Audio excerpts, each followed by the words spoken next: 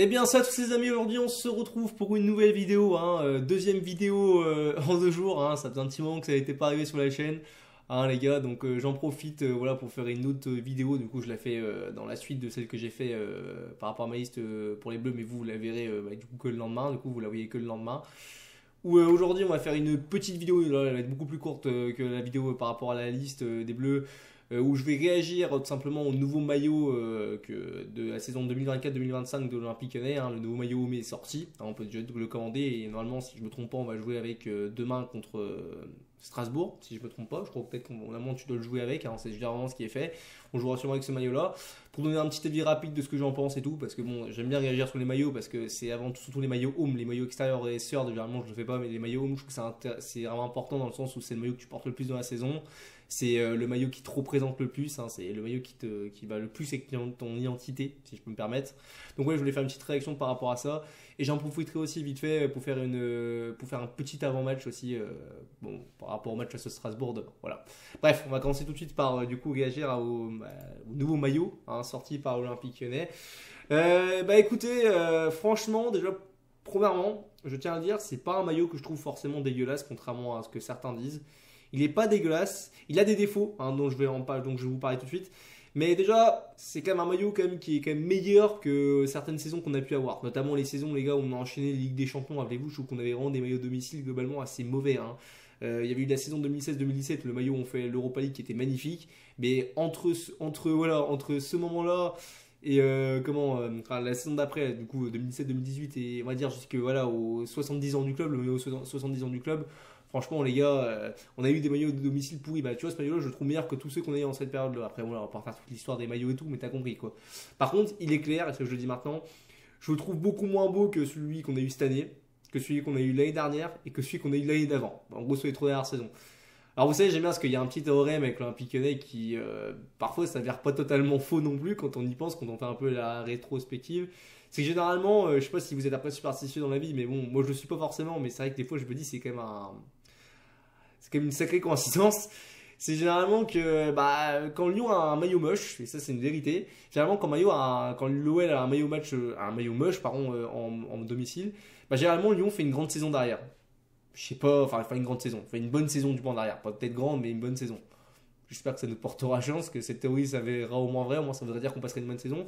Et inversement, quand on a des maillots beaux, on a souvent fait des saisons moyennes, et c'est un peu le cas, les 3 dernières saisons les gars qu'on a faites, même si celle-là, voilà, on en parle dans l'avant-match après pour Strasbourg, elle peut s'avérer exceptionnelle, ça n'empêche quand même que la saison dans sa globalité pour un club comme Lyon est décevante, jusqu'à présent. À part si tu gagnes la Coupe de Paris, mais ça c'est une autre histoire. Donc ouais, non, franchement, ce maillot-là, moi je le trouve assez sympathique malgré tout. Alors, moi j'aime bien quand même cette idée un peu des 2 bandes, j'aime bien quand ils gardent un peu cette idée de mettre les bandes, c'est un peu la marque de l'Olympique Lyonnais, cette bande rouge et bleue vraiment qui est super important et qui fait vraiment partie de l'identité du club je trouve. Même si là j'avoue que moi le côté dégradé me dérangerait pas tant que ça, mais en fait ce qui me dérange surtout c'est comment ça rend avec l'incrustation du sponsor Emirates. Alors j'aime bien le sponsor Emirates, c'est un bon sponsor, c'est pas un sponsor moche, mais c'est vrai que je trouve que c'est très très mal incrusté, ça rend pas beau. Et bien même le dégradé, je le trouve, en fait je sais pas comment expliquer, mais j'aurais bien aimé cette idée de dégradé si ça allait jusqu'en bas, en fait, tu vois, genre en mode que ça faisait toute la bande sous le maillot, j'aurais peut-être trouvé ça plus intéressant personnellement. Donc ouais, assez déçu de ça, on va dire, c'est surtout pour le gros point noir pardon, du maillot. Après voilà, bon, les bandes sur les épaules là en bleu, bon, ça fait toujours plaisir. Moi j'aimais bien l'idée aussi quand ils avaient fait une bande rouge et une bande bleue sur l'autre épaule, je trouve que ça rendait bien. J'aurais bien voulu qu'ils conservent un peu cette idée. Pour parler, c'est vrai que je trouve que les maillots sont quand même vachement plus hauts maintenant qu'il n'y a que les 3 bandes Adidas. C'est vrai que Adidas ils ont fait un peu comme Turia, je sais pas si ça se voit trop sur la vidéo. Adidas d'habitude c'est vrai qu'il y a justement la typo Adidas en dessous, c'est écrit Adidas en dessous. Là maintenant ils mettent que les 3 bandes, ils font un peu comme Nike, tu sais, il y a une époque où ils avaient le logo Nike. On voit tous que le logo Nike c'est la virgule, mais tu sais, t'avais la typo Nike en dessous. Là, ils l'ont retiré. Tu vois, je trouve que ça rend bien aussi sur Adidas. Je trouve que c'est mieux comme ça, sans la typo Adidas en dessous. Je trouve que ça rend vraiment la marque. De toute façon, on sait tous à quoi ressemble la marque Adidas. Je trouve que ça rend bien. Donc, ouais, non, franchement, je trouve ça beau. Après, les espèces de 2 petites bandes en bas, là, rouge et bleu, ouais, moyen. C'est pas ce que je kiffe le plus. Le moyen n'est pas dégueulasse dans son ensemble, mais c'est vrai que c'est surtout de l'incrustation pour moi du sponsor qui me gêne, tu vois. Limite, ce qui a été intéressant, c'est peut-être de repartir aussi sur un flocage doré. C'est con à dire, moi je trouve que les flocages dorés ça passe toujours bien. Mais ouais, non, je sais pas, ouais, je trouve qu'il manque quand même un petit truc à ce maillot. C'est pas un maillot moche, mais voilà, je trouve qu'il manque un petit truc. Donc ouais, globalement, après, faut voir comment ça rend. Je regarde là, j'ai des vidéos, j'ai des photos à côté sur les joueurs. Je trouve que ça peut rendre pas mal en match, à voir aussi comment ça rendra avec le short. Des fois, le short joue aussi beaucoup dans une tenue de maillot. Donc ouais, c'est pas le plus beau maillot, mais je trouve comme sympathique, quand même, tu vois, ça va. Parce qu'en oui, sur le short, les bandes que vous voyez là, rouge et bleu, en fait, ça suit sur le short. Donc ouais, ça peut rendre assez stylé. Donc ouais, on verra bien comment ça rendra l'année prochaine. Mais enfin, du moins, non, même pas face à Strasbourg demain, ce qu'on le verra. Et puis voilà, quoi. Puis du coup, j'en profite aussi pour faire la passerelle, du coup, pour faire l'avant-match aussi, Vitzev de Lyon-Strasbourg. Alors, c'est marrant parce que je fais jamais d'avant-match sur la chaîne parce que je trouve que ça sert généralement à pas grand-chose. Personnellement, j'aime pas trop faire les avant-matchs. Moi, je préfère vraiment débriefer le concret, pas être dans la superstition. Mais là, j'en profite aussi pour marquer aussi, pour voir le classement de Ligue 1. Et justement, je voulais en parler de ça. Je pense qu'on l'a tous vu en étant supporter de l'Olympique Lyonnais, les gars. On a vu que Marseille avait fait un faux pas face à Reims mercredi. Un faux pas qui a une énorme importance lors de cette saison. Parce que cette contre-performance de Marseille à Reims permet à Lyon tout simplement d'avoir son destin entre ses mains. Oui, c'est la première fois depuis le début de la saison que nous avons notre destin entre les mains pour l'Europe. C'est le cas de le dire. Avant, oui, on jouait l'Europe, mais on n'avait pas notre destin entre les mains. Là, on l'a. C'est-à-dire que là, c'est simple, c'est soit tu gagnes, tu es sûr d'être qualifié à 100%, soit tu fais match nul, tu es sûr d'être qualifié à 100%, on va dire c'est les deux mêmes, les deux options ça nous va. Par contre, soit tu perds, si tu perds par contre et que Marseille gagne et que Lens aussi fait le boulot, bah, de toute façon, même si Lens ils font pas le boulot, de toute façon ça change rien. Si par contre on ne gagne pas face à Strasbourg et que par contre Marseille fait le taf au Havre, par contre là on finit 8ème et on ne jouerait pas de Coupe d'Europe. Écoutez, j'ai envie de vous dire que on connaît l'Olympique Lyonnais. On connaît cette équipe-là, je vais pas nous porter la poisse, je vais pas nous porter l'œil les gars. Mais c'est la première fois de la saison qu'on a notre destin entre les mains. J'en vois déjà beaucoup qui chantent déjà Marseille.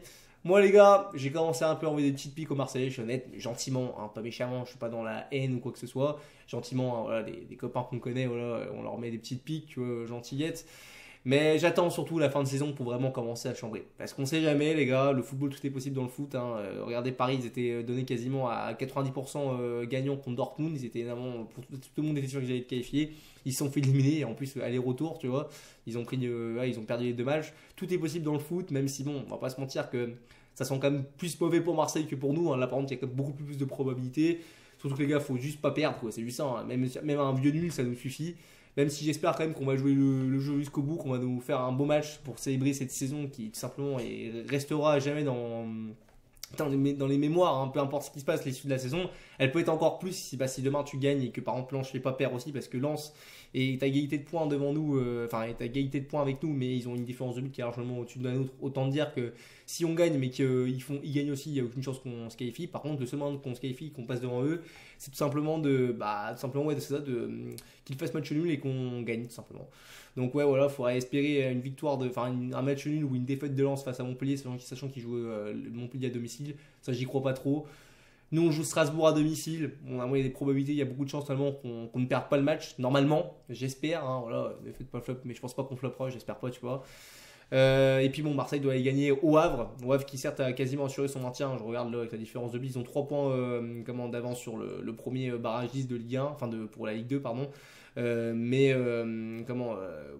ont 3 points, mais ils ont une différence de but plus 11. Enfin, ils ont moins 10. Le Metz qui est du coup 16ème à moins 21. Mais bon, voilà, il n'y a aucun monde où ils les rattrapent, même si le Havre perd.